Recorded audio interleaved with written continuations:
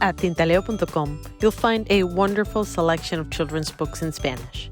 From an infinite list of Hispanic publishing houses, we select the best. We handpick every book title.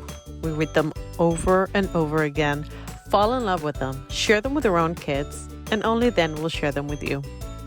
We created this space because we love our language, our culture, and our roots, and we strongly believe that we can encourage bilingualism through the power of literature.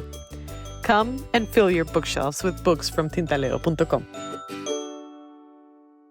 Carga aérea y marítima, consolidada y contenerizada, puerta a puerta, transporte terrestre, distribución, seguro de carga, almacenaje, agente de aduanas, mudanzas internacionales, asesores logísticos y en legislación aduanera, broker de compras internacionales, ubicación de proveedores, marcas y productos, pagos a proveedores. No te estreses, ponte en manos de Venbox, tu mejor aliado para transportar con éxito tu negocio a través de Logistics Project, que tiene alianzas directas con las navieras más importantes del sector para ayudarte a hacer realidad o expandir tu proyecto de comercio exterior.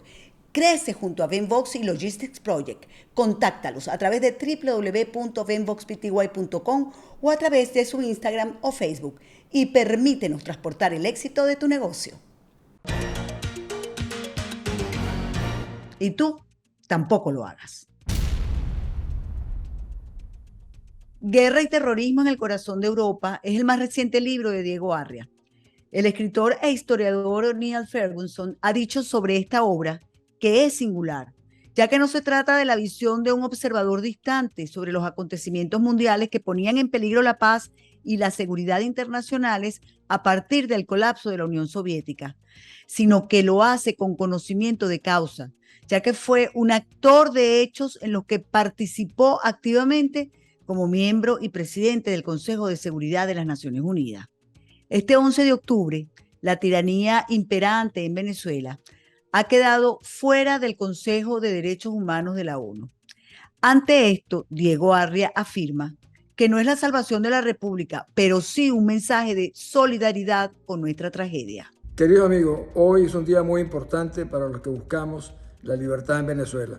La Asamblea General de las Naciones Unidas excluyó hoy al régimen militarizado de Maduro del Consejo de los Derechos Humanos de las Naciones Unidas. Es un hecho muy importante. Yo creo que en el fondo, tan contentos como estaríamos los venezolanos, están los que son miembros del Consejo de los Derechos Humanos, que no quieren seguir sufriendo la vergüenza de sentarse al lado de un régimen criminal que es violador de toda clase de derechos humanos, como la propia misión del Consejo de los Derechos Humanos recientemente lo confirmó. Hace 3 años iniciamos una campaña en la plataforma de UN Watch de Hillel Neuer, su director ejecutivo, y gracias a la cual fui designado para presidirla. Gracias a eso logramos más de 300.000 firmas, incluyendo muchos venezolanos que sirvieron para promotores de esa campaña, por los cuales estamos muy agradecidos. Y al mismo tiempo demostrar que era la importancia de podernos pronunciar de una manera firme en el mundo. Yo creo que esto es algo que va abriendo caminos para que haya un mayor conocimiento de la realidad de un régimen que está siendo investigado por la Corte Penal Internacional, que ya no está en la OEA y que ha sido excluido nada menos que del organismo fundamental de las Naciones Unidas de los Derechos Humanos.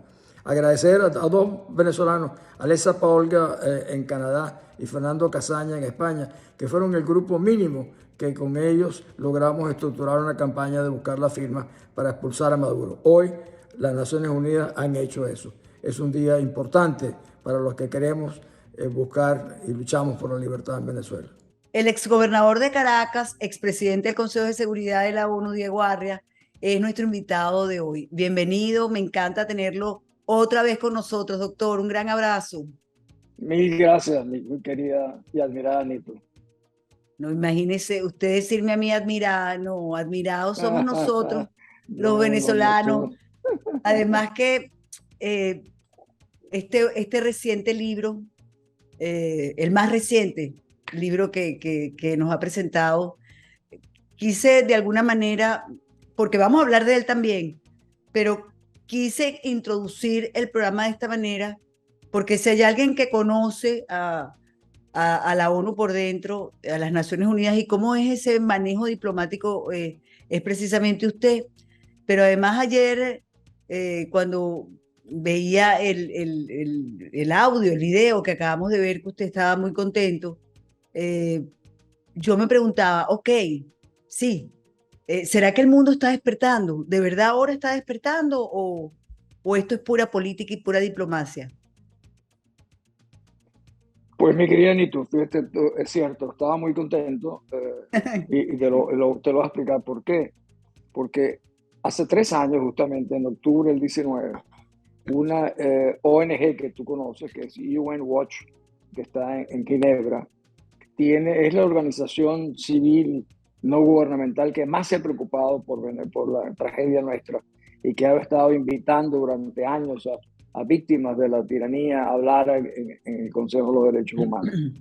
Ellos crearon en su plataforma una campaña que era para remover, expulsar a Maduro del Consejo de los Derechos Humanos. Pero yo Y participé en esa campaña.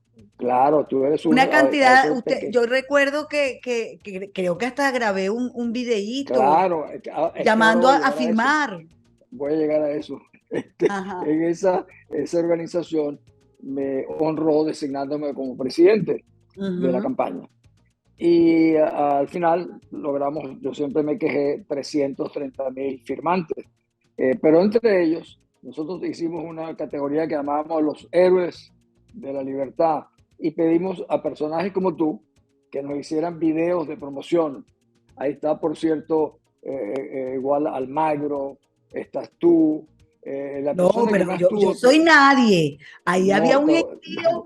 Yo me acuerdo cuando yo empecé a ver esos videos que yo decía, "Ah, Dios mío, yo hasta me senté importante de las figuras realmente que se bueno, unieron. Y a mí eso me parecía maravilloso, que entendían lo que nos estaba pasando.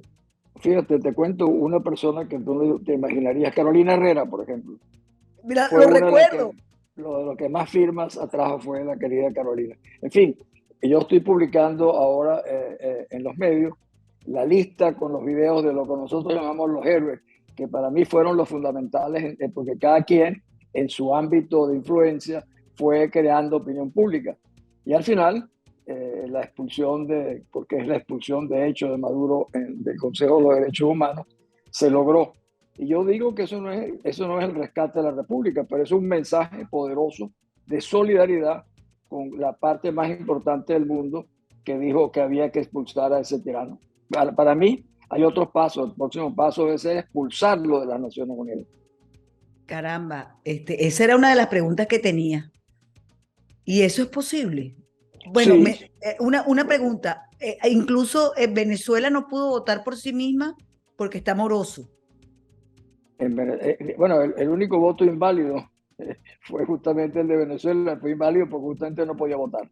porque no podía votar porque está moroso. Y Venezuela como que está morosa con todos los organismos internacionales. Le pregunto, no sé si sabe el dato. Sí, claro, que quedó debiéndole, no se ha podido retirar de la OEA porque le debe varios millones de dólares a la OEA, le debe a la Organización Internacional del Trabajo, le debe a todos los organismos internacionales a los cuales Venezuela está afiliada, algo que nunca ha sucedido en la historia de Venezuela. Qué desastre, doctor, ¿no? Eso sí, ellos con los únicos que no están en mora es con Cuba, con Nicaragua, con Rusia, con No, Irán, y con China. le acaban de mandar no sé cuántos millones.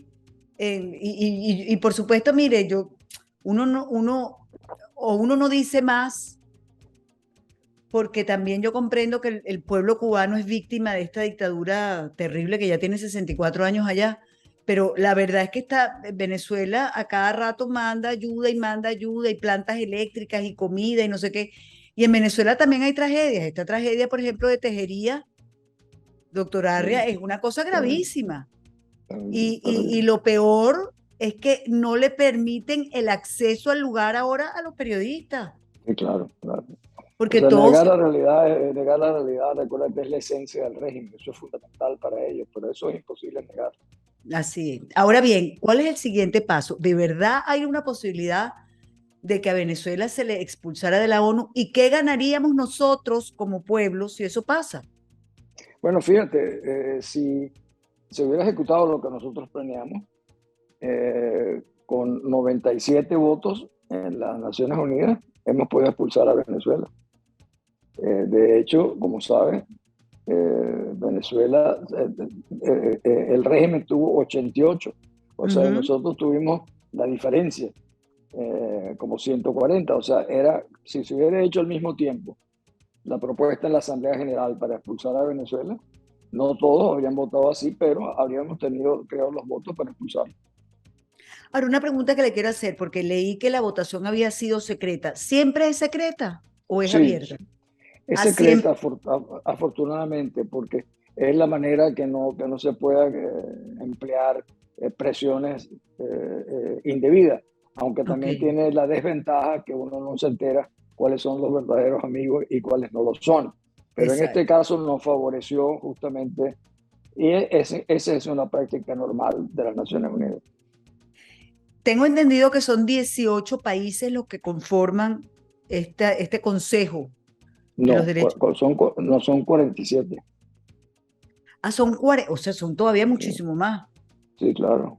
Eh, Ajá, y de esos 47 países, digamos, que usted Perdón, sepa, no estoy ahorita, son 41 o 47, pero son más de 40 países. Y la ok, pregunta pero tuya es, mi pregunta es, de cuántos de esos países que conforman el Consejo de Derechos o la Comisión de Derechos Humanos, cuántos son realmente democráticos, esa, respetuosos? sí, No, sé que es una pregunta difícil porque es que hay de todo, ¿no? es que las Naciones Unidas en general, la membresía, yo te diría que más de la mitad por lo menos no son de una democracia formal. Esa es la realidad de las Naciones Unidas. En el Consejo de los Derechos Humanos no escapa completamente a eso, pero te puedes dar cuenta que en el informe de la misión, esta determinación de los hechos del Consejo de Derechos Humanos, el Consejo votó a favor de prorrogar la misión por 2 años más. Sí. Eso te indica que la mayoría son solidarios. Yo por eso ayer decía en un video que hice que así como es para nosotros muy buena noticia lo que logramos ayer, yo creo que los que están más felices son los miembros del Consejo de los Derechos Humanos, que no tienen que sentarse al lado de estos criminales, asesinos y violadores de los derechos humanos, nada menos que en el Consejo de los Derechos Humanos. Claro, pero es que además, ¿cómo se iba a reelegir a Venezuela luego de este informe demoledor? O sea, Bueno, ¿cómo lo reelegir? es que nunca debió estar ahí para comenzar. Yo hice mucha prédica previa al lanzamiento de Venezuela al inicio de su primer periodo. Y realmente era escandaloso, pero también en un momento dado estaba en Libia, está China, está Cuba, está Arabia Saudita, o sea, la lista de países que violan los derechos humanos no se reduce solo a Venezuela. Ok, pero entonces yo he leído siempre que los miembros del Consejo, y lo voy a leer textualmente porque lo tengo aquí, deben aplicar las normas más estrictas en la promoción y protección de los derechos humanos y cooperar plenamente con el Consejo. Si no hay una promoción y una protección de los derechos humanos, cómo pueden pertenecer al Consejo? Bueno, te voy a decir, yo era asesor de Kofi Annan, que era el secretario general de las Naciones Unidas, después que yo salí de la Lo embajada. recuerdo, sí. Y es cuando se crea justamente el Consejo de los Derechos Humanos. ¿Y cuál era la propuesta de Kofi Annan? Era que para elegir a un miembro de ese consejo, 2/3 partes, tiene que tener los votos de 2/3 partes de la Asamblea General. Hoy en día son 193, en aquel momento eran 190. Con lo cual se aseguraba que el mayor número de países democráticos tuviesen que votar a favor. Eso fue rechazado por países como Rusia, China, Cuba, etcétera, y se puso que con la mitad de los votos. Por eso es que Venezuela logra entrar, por eso es que Arabia Saudita logra entrar, por eso es que Cuba logra entrar. Si se hubiese puesto como lo quería Annan, porque cuando se crea eso, imagínate, Irán presidía la Comisión de Derechos Humanos, Ok, con exacto. todos los... Bueno, Libia presidía el Consejo de los Derechos Humanos. Entonces, justamente basándose en esa horrible realidad, Annan propuso 2/3 partes y fuimos derrotados. Ahora, doctor, fíjese, la verdad es que yo todos los días me pregunto, ¿para qué sirven estos organismos? ¿Para qué sirve que Venezuela haya sido derrotada A Maduro eso no le va a importar ni al régimen. Va a decir, bueno, ese es el imperio. Bueno, no creas, tú sabes. No, le pregunto, no. Yo en general creo que lo que tú dices es la percepción, y tú me lo preguntas de esa manera generalizada, de que estas cosas no siguen para nada. Y generalmente eso es cierto. No detienen guerra, no se ha podido parar la guerra en Ucrania, no se ha podido parar los rusos, lo que se sucedió en Afganistán, no se ha podido parar al asesino de Siria, no han podido sacar a Maduro de las Naciones Unidas, pero de vez en cuando vienen circunstancias como, por ejemplo, decir al mundo, hay una cosa que se llama el Consejo de los Derechos Humanos, donde se excluye a ese país por la violación de los derechos humanos, por las torturas que cometen, por la persecución, por los presos políticos. ¿Es suficiente? No es suficiente, pero yo diría es un ladrillo más. ¿Y de qué sirve ese ladrillo? Pues yo no te puedo decir de qué sirve, pero sí te puedo decir algo.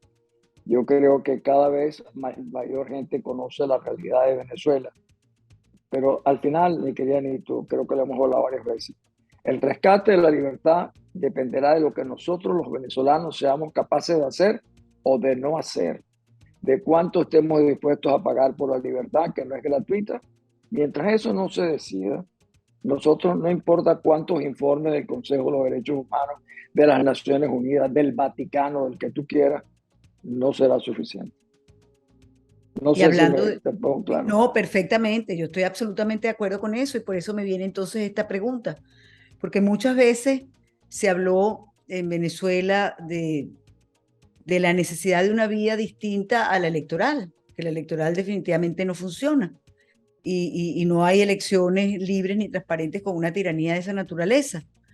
Y cuando se hablaba de buscar ayuda de fuerza, bueno, entonces se decía que uno estaba llamando para que nos invadieran. Ahorita Haití está haciendo un llamado para que lo rescaten. Y yo pregunto, oye, los haitianos sí lo hicieron sin ningún complejo y los venezolanos con este complejo terrible, ¿no? Ahora, Sí, ¿quién va a salvar a Haití? ¿Quién va a salvarla? Porque igual a Venezuela no la va a salvar nadie. Por eso que estoy de acuerdo con lo que dice. Somos los venezolanos los que vamos a salvar esta situación o no salvarla. Qué buen caso el que tú estás citando. Haití, que ha caído en manos de gangs, de pandillas, exactamente igual que en Venezuela.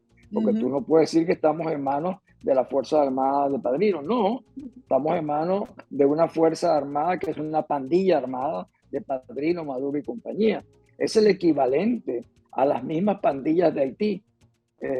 Son algunos seguramente menos negros que otros, pero son exactamente igual. Entonces, ¿qué hizo el gobierno interino? Que también nosotros teníamos un gobierno interino que se ha desdibujado, desaparecido, creo que por una persona que se llama Juan Guaidó, porque no sé dónde está. Ha hecho exactamente, tendría que haber hecho exactamente lo mismo, que es lo que tú estás señalando. Ahora, ¿habría la comunidad internacional atendido eso? No lo sé. Lo que te puedo decir es que los latinoamericanos no lo habrían hecho. Ningún país latinoamericano hubiese enviado tropas a Venezuela, como lo reclamaba, por ejemplo, el Tratado de Río, por ejemplo, que seguramente que tú estás pensando. El único que puede hacerlo eran realmente los Estados Unidos. En el caso de Haití, será algo parecido. Será Canadá, serán los Estados Unidos, será Francia tal vez, pero en América Latina nadie va a poner un soldado para ayudar a los pobres haitianos. Igual a los pobres venezolanos tampoco lo iban a poner. Esa es la realidad. Está bien, solo que la diferencia en aquel momento en que se hablaba esto en Venezuela, estaba gobernando el señor Trump. Y no sé qué decisión hubiese tomado el señor Trump. Es decir, vamos a decir que eran los republicanos. Pero es que ahora están los demócratas. Y los demócratas están muy zurdos, muy progresistas ellos. Se han vuelto muy progresistas. Entonces, por supuesto que no les va a importar para nada. Yo dudo que vaya a hacer algo en favor de los haitianos estos demócratas. El problema es, ahí hay una diferencia fundamental. Cuando Haití Cuando tú te recuerdas, cuando el presidente Aristide Claro. fue derrocado, Ujú. lo recogimos los venezolanos. Los El presidente venezolanos, Pérez mandó a recogerlo. Estaba la exactamente. embajadora Elsa Boquechampe en Haití, en el aeropuerto. Llegó el señor Aristide, lo recoge un avión que, por cierto, era de José Álvarez Stelling, el avión, porque Mm. era medianoche cuando no había otros aviones y él se lo pidió al presidente Pérez.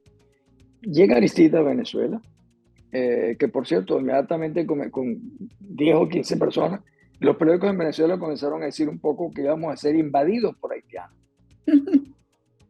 Para que tú veas la xenofobia en ese momento por 15 o 20 haitianos. Lo trajimos a la OEA, luego a las Naciones Unidas, donde yo lo presento al Consejo de Seguridad. Y luego, como tú sabes, viene casi 2 años después la invasión. ¿De quién fue la invasión norteamericana? Pero tú sabes por qué llega Haití al Consejo de los Derechos Humanos. Los latinoamericanos en contra. Que por qué vamos a meter un país de las Américas en el Consejo de los Derechos Humanos. Entonces yo tuve que movilizar la carta racial. ¿Qué es eso? Me hablé con el jefe en el Congreso americano del grupo de lo que llaman aquí africanos americanos. Ok. Me busqué el grupo africano en las Naciones Unidas y armé realmente un movimiento racial en solidaridad a Haití, en el cual los latinoamericanos no querían saber nada. Y así fue. Y los americanos, ¿por qué participaban? Evidentemente había una razón humanitaria, pero fundamentalmente, Nito, porque no querían que la Florida fuera invadida por haitianos que huían desesperadamente del régimen militar. O sea, era por un interés nacional fundamental, pero los latinoamericanos ni levantar un dedo, ninguno levantaron un dedo por los haitianos. Qué interesante esto que nos estás contando. Por eso es que yo digo que el libro, que así empezamos el programa, este libro que se titula, ay, Guerra discúlpame, y terrorismo en el corazón de Europa. exactamente, Guerra y terrorismo en el corazón de Europa. Este, eh, me llama mucho la atención, no lo he leído, pero lo voy a hacer, eso sí te lo prometo, lo voy a pedir. Ya nos vas a decir dónde conseguirlo, pero ya yo sé que por Amazon se puede buscar. Para Amazon, sí. Este, me parece interesantísimo porque, como dice el escritor citado, eh, es singular porque tú estuviste allí, algo que lo viviste, que no Sí, te no lo fue que me lo contaron, contaron, no no te fue lo que me lo contaron. contaron, ni que lo leí. Sí. Exacto. Y tengo entendido que también en el libro narra algunas anécdotas o sucesos que nunca antes se habían contado. ¿Es cierto? Sí, claro. Pero fíjate, por ejemplo, cuando la guerra de los Balcanes, en Ajá. Yugoslavia, los europeos de repente decidieron que los bosnios eran musulmanes y no europeos. Después que están 1500 años juntos, y yo escribí un artículo en Los Angeles Times que se llamaba Haití, la Bosnia Negra. ¿Y por qué decía eso? Porque Ajá. para los latinoamericanos, los haitianos eran un país de negros que hablaban francés, no eran latinoamericanos. Por lo tanto, no era un problema nuestro. Los europeos hicieron lo mismo. Estos bosnios realmente lo que son musulmanes. Y los musulmanes representan una amenaza para Europa, a pesar de que eran tan europeos y que Sarajevo era la ciudad más ecuménica multinacional de Europa. Esa situación yo la narro, porque es horrible, tanto lo que aconteció en América Latina con el caso de Haití, como lo que ocurrió con Bosnia en el caso de los europeos. Ya para terminar, porque este programa de hoy tiene 2 tandas, te quería preguntar, esta migración, olas de migrantes que están entrando a los Estados Unidos y que están ocasionando problemas en algunos estados, ¿cómo las ves tú? ¿Como grupos que huyen despavoridos de las situaciones en sus países, como es el caso de Venezuela, Nicaragua y Cuba? ¿O, o como, siendo así, en parte, también estos regímenes totalitarios envían personas para desestabilizar más rápidamente a los Estados Unidos. Te pregunto, no sé si es verdad o es mentira lo que yo estoy diciendo. Es sencillamente entre una lectura y otra lectura, ahí es lo que uno saca en conclusión. ¿Qué piensa Diego Arria? Pero sí, yo creo que las cosas son correctas, están sucediendo, pero no entiendo bien qué es lo que tú quieres que yo te responda específicamente. Que si son oleadas de migrantes Ah, enviadas adrede ya veo. hacia Estados Unidos para No. desestabilizar esos países, ese país. Bueno, yo no creo, ya te entendí. Okay. Es difícil enviar oleadas de presos políticos, de No es la primera, presos. no es la primera vez que vemos estas oleadas gigantescas de gente hacia los Estados Unidos. No, pero lo que ha sucedido es que yo creo que también América Latina está saturada. Ya no puede entrar tanto más a Colombia, Brasil, Chile, Ecuador. Y alguno inventó esta vía de Panamá, pensaron que si pisaban del Río Grande en adelante estaban en los Estados Unidos, como de hecho ha sido el caso. Yo creo que yo por lo menos no tengo información detallada sobre eso, pero tiendo a pensar que la oleada no puede ser simplemente de gente enviada, la oleada sigue siendo fundamentalmente de gente desesperada por encontrar una solución a sus problemas, realmente. Yo estoy convencida que es eso, porque, bueno, yo hablo por los venezolanos, uno sabe. Esto no significa que no haya uno que otros infiltrados y unos que otros Claro. bandidos, que eso Claro. siempre va a pasar. Ahora, si esto le está sucediendo al imperio, o a lo que conocemos como el imperio, y resulta que todo esto, su origen es los gobiernos totalitarios de Nicaragua, Cuba y Venezuela principalmente, pero ojo, Perú está inestable, Bolivia, ahí está, sabemos lo que pasa en Argentina, bueno, que no están saliendo todavía en masa, Honduras, bueno, o sea, hay una desestabilización en la región. Ahora, si lo que era el guardián de la región, bueno, se convirtió en lo que se ha convertido en progresista, bueno, ¿qué va a pasar? ¿Qué va a pasar en los Estados Unidos donde tú vives?